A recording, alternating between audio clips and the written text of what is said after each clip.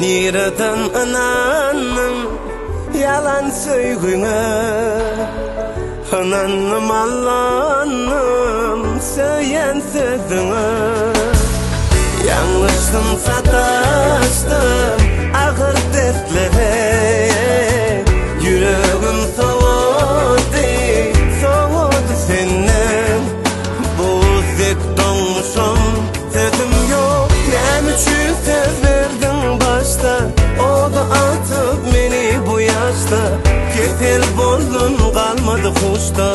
Yalancı söygüm, nem için söz verdin başta. O da atıp beni bu yaşta, ketel boldun kalmadı kuşta.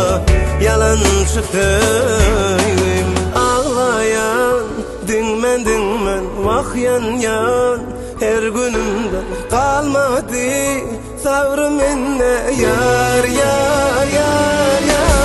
Ağlayan dinmen vah yan, her günümde kalmadı savrım enne yar.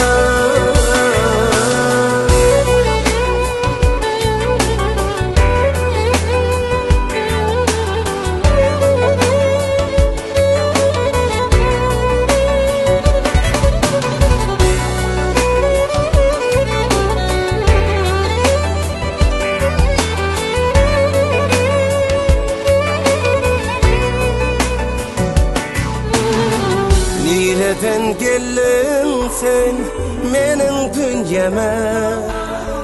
Yaşamanla sensiz deyip sözlerinde, kavanan bulup sen meni gözlerinde yok.